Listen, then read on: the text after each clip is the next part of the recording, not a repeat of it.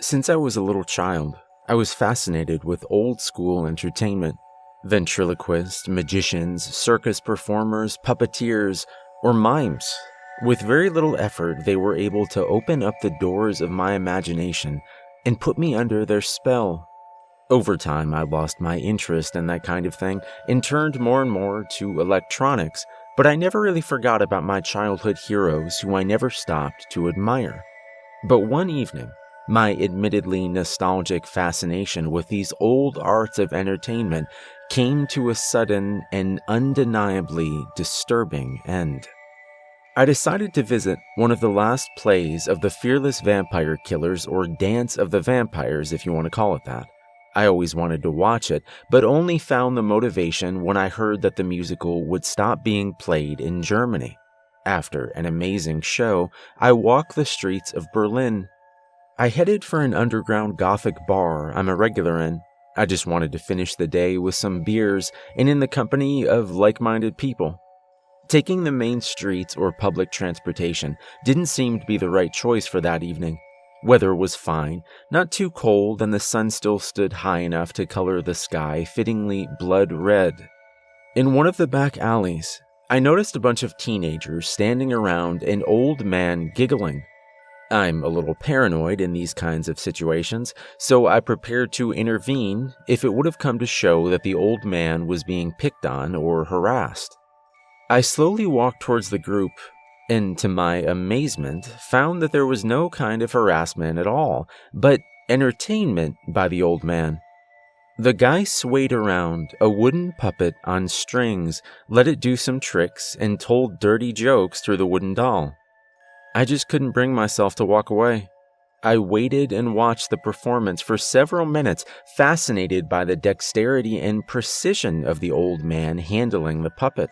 Besides his enormous talent, the old man seemed to be distant.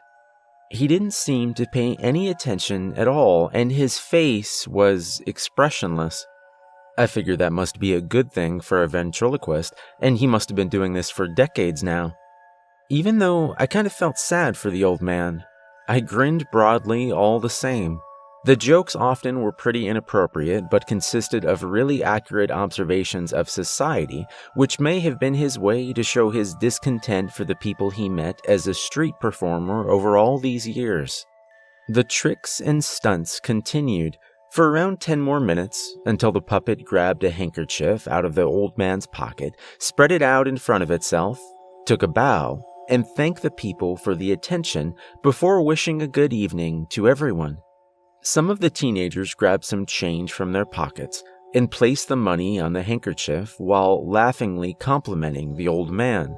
I too wanted to pay the puppeteer. In my eyes, that much talent and dexterity must not go unseen and unrewarded. While I was rummaging through my change, the puppet watched the teenagers carry on their way. I didn't think they'd give me money. Normally, these pricks aren't good for anything but malice. I lifted my head, looked at the puppet, and then watched the teenagers as well. Yeah, sometimes miracles really can happen. I laid my eyes on the puppet again, squat down, and looked at its workmanship. It was clearly very old, maybe even to be considered antique. The wood was split up on many parts, and the paint was chipped everywhere, too. It really looked the worse for wear. You're immensely talented. You know that, right? I asked, and out of curiosity, tried to touch the puppet's hand. Immediately, I got slapped by the wooden doll. "Hands off, buddy. Who told you could touch me, huh?" The puppet snarled. I didn't think much of it. The puppet was old, and the old man's subsistence seemed to depend on it. I apologized and put €3 on the handkerchief. "Why are you sitting in the streets? With that talent of yours, you could easily perform at theaters." "Well, I like it here. The streets show me the real people, not the all dressed up snobs with their fancy wardrobe and opera tickets, thinking they're better than everybody." "I see. Well, nevertheless, you are very talented. My compliments." At this moment, I realized that I'd been talking to the doll the whole time instead of the old man. I looked at the man. "You can talk to me without the doll," I offered politely. Unless you don't want to break character." "No, he can't," the puppet replied. "But why?" "That's none of your damn business, buddy." For a moment, I almost got angry. The puppet's answers were as rude as the jokes it had told minutes ago. I decided to carry on my way, bowed down, wished a good evening, and went on without shedding any further thought about the puppeteer. Some 100 meters away, I came to an intersection, and as I looked left and right to be sure about the traffic, my heart took a dive. On the opposite side of the street, on the left, stood the old puppeteer. Again, he showed the same tricks and stunts, told the same jokes, but how on earth did he get there before I did? I may have just been walking slowly, but the old man did not seem to be light on his feet. I just couldn't take my eyes off him and his puppet as I walked slowly further. Even though we were at least 50 to 40 meters apart, I wanted to get as far away as fast as I could. At the exact moment I was to walk around a corner and lose sight of the old puppeteer, his doll's head turned right at me. While the old man still had that absent, expressionless look on his face, his puppet stared right at me. For a fraction of a second, I was scared. Over the remainder of my way, I turned around all the time, always on high alert. I had the feeling of the puppet's eyes lying on me all the time, but no matter how many times I looked around, how much my head was tuning in every direction, and how much I tried to register anything and everything around me, I didn't see the puppeteer again. It was only at the club that I was able to shut down, and I tried to think of it as simple déjà vu. But my shivering hands told a very different story. The barkeeper asked me several times if I was all right, since she thought I looked pretty shaken, but she took my word for it as I told her I just had a stressful day. Slowly but surely, the incident with the old man fell from me. The later it got, the more relaxed I became, and in the end I was able to enjoy music, drinks, and company as if nothing ever happened. At around 4 a.m., I went on my way home. Being in a good mood again, I strolled through the streets of Berlin, heading for the central station. The temperatures had fallen low enough to make breathing visible. Not many people were still around, and the city itself seemed pretty quiet. Not far away from Central Station, however, I got that feeling of being watched again. I turned to all sides, nearly panicking. I wanted to assure myself that it was just a trick played by my subconscious, but behind a tree somewhere around 100 meters in the distance, there was someone standing. I couldn't make out for sure who or what was standing there without them moving at all, but I knew it was the puppeteer. And he was standing directly in my way.